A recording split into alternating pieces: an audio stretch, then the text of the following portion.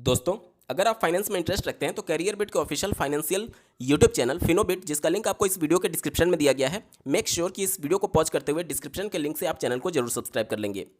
जैसा कि आपको मैंने पहले सूचित किया था कि ये जो माननीय डबल बेंच के द्वारा कोर्ट ऑर्डर दिया गया है 69,000 शिक्षक भर्ती में आरक्षण विवादित मामले को लेकर के, ये मामला यहाँ से निपटने वाला नहीं है जब तक कि ये मामला सुप्रीम कोर्ट में नहीं जाता है। और इसी अंदेशे के तहत सुप्रीम कोर्ट में एक कैविएट पिटीशन फाइल की गई है, जो कि आप अपने स्क्रीन पर देख पा रहे होंगे। ये जो कैविएट पिटीशन फाइल किया गया है, ये 19 अगस्त 2024 यानी कल के डेट में ही फाइल किया जा चुका है। और ये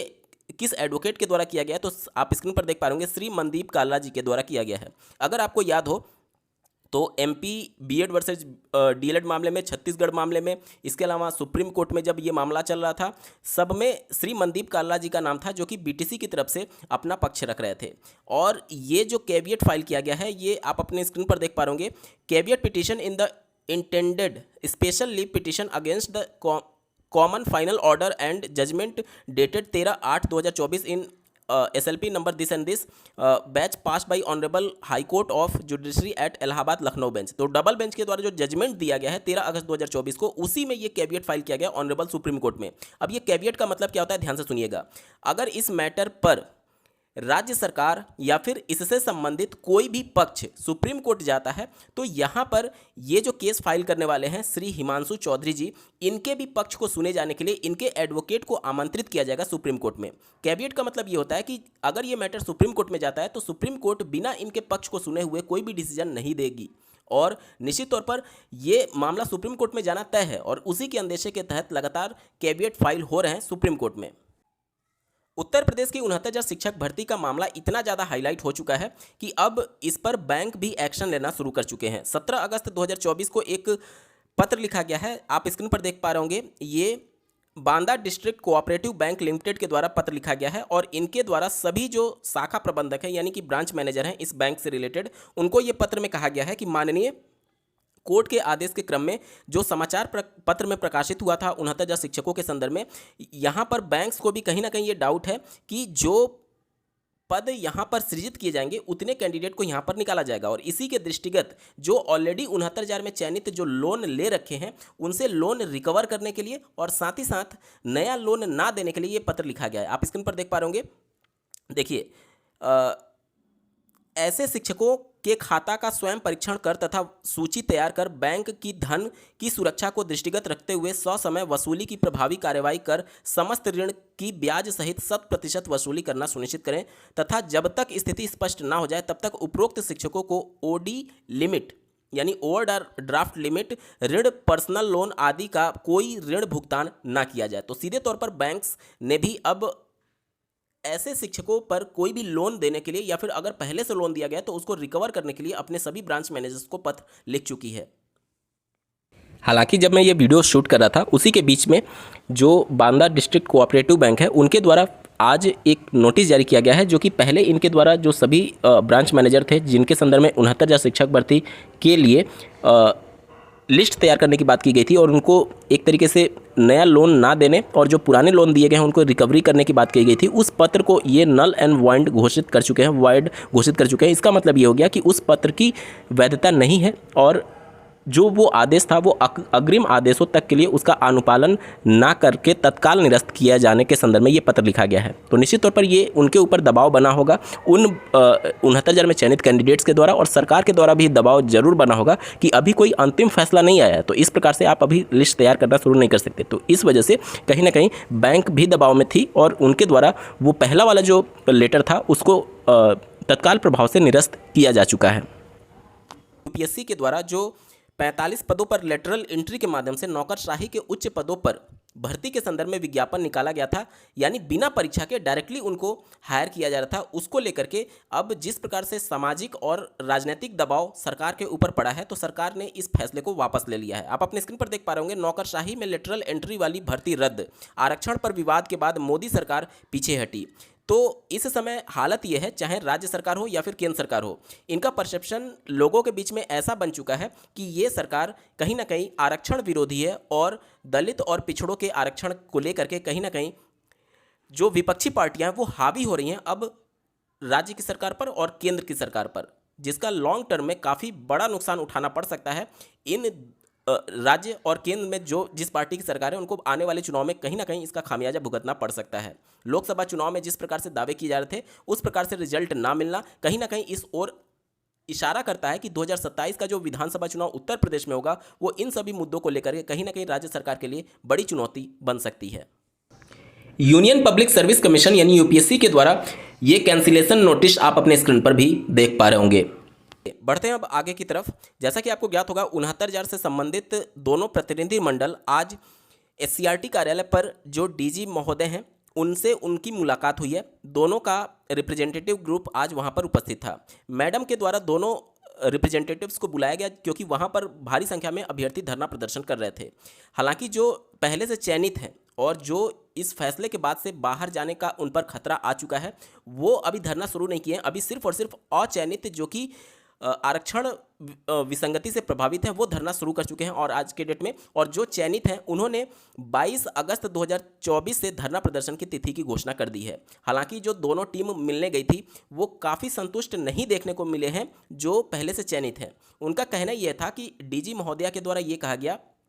कि माननीय डबल बेंच के द्वारा जो जजमेंट दिया गया है उसे हम लोग हूबहू लागू करने जा रहे हैं। इसका मतलब ये हो गया कि डबल बेंच के जजमेंट में कहीं पर भी ये नहीं लिखा है कि इनको जो पहले से चयनित हैं उनकी नौकरी को सेव करने के लिए आपको पॉलिसी बनानी है, जबकि ये सिंगल बेंच में लिखा था और सिंगल बेंच के जजमेंट को माननीय डबल बेंच मॉडिफाई कर चुकी है। इनको सिर्फ और सिर्फ सेशन बेनिफिट देने को बोला गया है, यानी कि 31 मार्च 2025 तक इनको नहीं निकाला जाएगा, लेकिन उसके बाद क्या करना है इसके बारे में कुछ भी डबल बेंच के द्वारा नहीं बोला गया है। वहीं पर जब ये मामला सिंगल बेंच में सुनवाई हो रहा था उस समय सिंगल बेंच की कड़ी टिप्पणी आई थी पदों को जोड़ने के संदर्भ में, क्योंकि यहाँ पर डीजी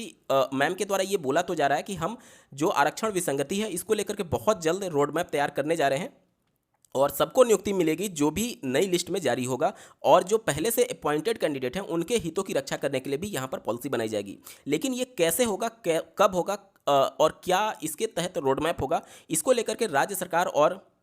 अधिकारियों के बीच में कोई भी स्थिति स्पष्ट नहीं है, क्योंकि माननीय सिंगल बेंच के द्वारा पहले ही इस मामले में ये फैसला दिया गया था कि 69,000 की शिक्षक भर्ती में एक भी नया पद नहीं जोड़ा जा सकता। अगर आपको याद हो जब 2022 में 6800 पदों का लिस्ट जारी किया था राज्य सरकार ने, तब ये मामला कोर्ट में चैलेंज हुआ था और कोर्ट ने ये कहा था कि कोई भी नया पद नहीं जोड़ा जा सकता। आप अपने स्क्रीन पर एक आर्टिकल देख पा रहे होंगे, 69,000 शिक्षक भर्ती में अतिरिक्त नियुक्ति नहीं कर सकते, ये हाईकोर्ट ने कहा था। 6800 की लिस्ट जारी होने के बाद से ये मामला जब कोर्ट गया था तो आप अपने स्क्रीन पर देख पा रहे होंगे, महाधिवक्ता की दलील पर कोर्ट ने पूछा कि अगर 69,000 पद पहले ही भरे जा चुके हैं तो 6800 की अतिरिक्त अभ्यर्थियों को किस पद पर नियुक्ति किया जाएगा। और यहाँ पर आप देख सकते हैं एक बात बहुत स्पष्ट है कि 69,000 रिक्तियों में से एक भी नियुक्ति नहीं की जा सकती अतिरिक्त पदों पर। तो यहाँ पर सबसे बड़ा सवाल ये है कि आखिर जब इनको राज्य सरकार ये कह रही है कि हम इनको इनके हितों की रक्षा करेंगे तो क्या वो हो सकता है, किस कदम के तहत वो रक्षा करेंगे, ये अभी किसी के समझ में नहीं आ रहा है और ये पॉसिबल भी नहीं है कहीं ना कहीं हाईकोर्ट के इस आदेश के बाद से। और इसी सब को लेकर के जो आज जो पहले से अपॉइंटेड कैंडिडेट हैं जिन पर खतरा मंडराने लगा है बाहर होने के लिए, वो भी रिप्रेजेंटेटिव गए थे और उनके द्वारा दिए गए आश्वासन से आज भी संतुष्ट नहीं दिखे हैं और उनके द्वारा 22 अगस्त 2024 से एससीईआरटी कार्यालय पर धरना प्रदर्शन की घोषणा की गई है। अब यहाँ पर सबसे पहले जवाबदेही तय करना बहुत ज़्यादा जरूरी हो चुका है कि इस भर्ती में ये सारी चीज़ें जो हुई हैं उसके लिए जवाबदेही किसकी होगी, क्योंकि इस प्रकार से आने वाली भर्तियों में भी अगर कुछ हुआ तो निश्चित तौर पर यहाँ पर राज्य सरकार तो अपनी केवल ये कह करके कि हम सुप्रीम कोर्ट के या फिर माननीय हाई कोर्ट के जजमेंट का पालन करेंगे, अधिकारी ये कह रहे हैं कि ठीक है हम आदेश का पालन करेंगे, लेकिन जवाबदेही कौन तय करेगा। जो बच्चों का 4 साल बर्बाद हुआ, 4 साल से सड़कों पर हैं, लगातार धरना प्रदर्शन कर रहे हैं, आर्थिक मानसिक दबाव झेल रहे हैं, वो उसकी भरपाई कौन करेगा। इसके लिए जरूरी है कि कड़े से कड़े कदम उठाने चाहिए राज्य सरकार को कि कम से कम जवाबदेही तय हो, कम से कम जो अधिकारी लिस्ट या फिर इस प्रकार की कार्यवाही में संलिप्त थे उनके लिए एक कड़ा मैसेज जाए कि हाँ इस प्रकार की चीज़ें हो रही हैं, जिसको लेकर के नहीं तो इस प्रकार का परसेप्शन बन चुका है कि गलतियों से अभ्यर्थियों की पूरी जिंदगी बर्बाद हो जाती है और कोई भी जवाबदेही तय नहीं होती है। तो जवाबदेही तय करना बहुत ज़्यादा जरूरी हो चुका है। इसके साथ ही साथ अगर यहाँ पर बात करें तो अधिकारियों के द्वारा लगातार ये कहा जा रहा है कि जो ऑलरेडी अपॉइंटेड कैंडिडेट हैं उनको बाहर नहीं निकाला जाएगा, लेकिन ये इतना आसान दिख नहीं रहा है। इस वजह से नहीं दिख रहा है क्योंकि हाईकोर्ट ने पहले भी कह चुकी है कि एक भी नया पद नहीं जोड़ा जाएगा। दूसरा सबसे बड़ा सवाल ये है कि अगर उनको मान लीजिए उनकी संख्या कुछ भी हो सकती है, मान लीजिए एक मोटा मोटी मैं एक एज्यूम कर रहा हूँ 8,000 पद, मान लीजिए 8,000 पद, जाहिर सी बात है वो अनरिजर्व कैटेगरी के होंगे, वो अनरिजर्व कैटेगरी के होंगे, और जो अभी जो लिस्ट जारी की जाएगी उसके अंतर्गत जो अपॉइंट होंगे वो ओबीसी एससी एसटी कैटेगरी के होंगे, क्योंकि आरक्षण का विवाद सिर्फ इन कैटेगरी के अभ्यर्थियों को लेकर के है। तो जब ये नए सिस्टम में जाएंगे और जो अधिक हो चुके होंगे, ध्यान से सुनिएगा, जो नए सिस्टम में जाएंगे वो सिस्टम में जाने के बाद से 69,000 की शिक्षक भर्ती में आरक्षण विसंगति को दूर करेंगे। लेकिन जो ऑलरेडी अपॉइंट हो चुके हैं, अगर उनको बाहर किया गया तब ये आरक्षण विसंगति दूर होगी, और अगर बाहर नहीं होते हैं उनको नौकरी में रखा जाता है। इसका मतलब ये हो गया कि वो 8,000 जो अनरिजर्व कैटेगरी के कैंडिडेट हैं 69,000 के पूरे मामले को डिस्टर्ब कर देंगे, क्योंकि मान लीजिए अगर 69,000 पहले से अपॉइंटेड है और 8,000 ये अनरिजर्व कैटेगरी के होंगे, तो दोनों को अगर हम लोग जोड़ दें तो कितना हो गया, ये आपका हो जाएगा 76,000, कितना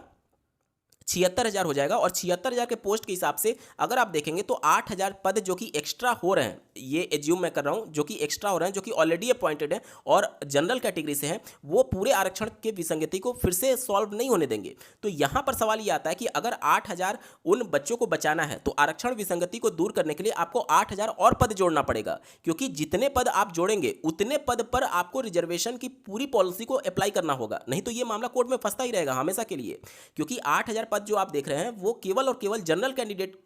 कैटेगरी के कैंडिडेट होंगे, जो कि 50% को रिप्रेजेंट कर रहे हैं, जो कि 50% को रिप्रेजेंट कर रहे हैं, यानी कि 50% सीटें जो रिजर्व होती हैं OBC SC ST vertical reservation के अंतर्गत, उतनी सीटें और आपको देनी होगी ओबीसी एससी एसटी कैटेगरी को। और ये मेरिट फिर से कैसे डिसाइड होगा, किस हिसाब से ये चीज़ें की जाएंगी, ये बहुत बड़ा सवाल है और पूरा मामला उलझ जाएगा। तो यहाँ पर राज्य सरकार या फिर शिक्षा विभाग जिस प्रकार से कह रहा है कि हम इनके लिए पॉलिसी बना करके या फिर इनको कैसे भी करेंगे, तो ये इतना आसान दिख नहीं रहा है, क्योंकि वहाँ पर 8,000 बचाने का मतलब ये हो गया कि आप जो आरक्षण विसंगति को दूर करने के लिए नई लिस्ट बना रहे हैं वो अभी के वर्तमान की स्थिति के हिसाब से उसको बैलेंस करेगा, लेकिन 8,000 को अगर आप बचा रहे हैं तो आरक्षण विसंगति फिर से उत्पन्न हो जाएगी, क्योंकि आपने 8,000 केवल और केवल उन अनरिजर्व के जनरल कैंडिडेट को सीटें दी हुई हैं। तो ये मामला सुप्रीम कोर्ट में जाना तय है और सुप्रीम कोर्ट ही इस मामले को निस्तारित करेगी कि ये किस प्रकार से यहाँ पर मामले को ट्रीट किया जाए। और निश्चित तौर पर यह बहुत बड़ा खतरा है, जो ये सोच रहे हैं कि कैसे भी करके राज्य सरकार बचा लेगी या फिर शिक्षा विभाग बचा लेगा, इतना आसान ये दिख नहीं रहा है। हालांकि निश्चित तौर पर राज्य सरकार और शिक्षा विभाग की गलती का खामियाजा इन अभ्यर्थियों को नहीं भुगतना होगा, नहीं भुगतना चाहिए भी, लेकिन इन गलतियों की सजा किसी को तो मिले। जिन अधिकारियों की वजह से ये पूरा रायता फैला हुआ है उनको कुछ तो अपनी गलती का एहसास हो, नहीं तो ऐसे ही भर्तियों में इस प्रकार के होते रहेंगे, लगातार सड़कों पर अभ्यर्थी ज्ञापन देते फिरते रहेंगे, उनकी बात को कोई नहीं सुनेगा। विधानसभा में राज्य सरकारें बोल देती हैं कि कोई भी घोटाला नहीं हुआ है, जब कोर्ट का डंडा पड़ता है तब जाकर के ये सभी दबाव में आते हैं और इस प्रकार की अभ्यर्थियों के साथ हो रही लापरवाही और घोर अन्याय का उजागर होता है। तो निश्चित तौर पर इस प्रकार के मामले में अगर आप हरियाणा का उदाहरण देखेंगे तो पूर्व मुख्यमंत्री और उनके बेटे को भर्ती के मामले में ही घोटाले को लेकर के सजा हुई थी। तो जब वहां पर इस प्रकार की सजा हो सकती है तो निश्चित तौर पर इस प्रकार की जवाबदेही उत्तर प्रदेश में भी तय करने की बहुत ज़्यादा सख्त जरूरत है। इस पूरे मामले पर आपका क्या कुछ कहना है कमेंट के माध्यम से जरूर बताइएगा, और ऐसे ही महत्वपूर्ण अपडेट के लिए इस चैनल को सब्सक्राइब करना ना भूलें। इस वीडियो को देखने के लिए आपका बहुत बहुत धन्यवाद। भगवान करे आपका दिन शुभ हो।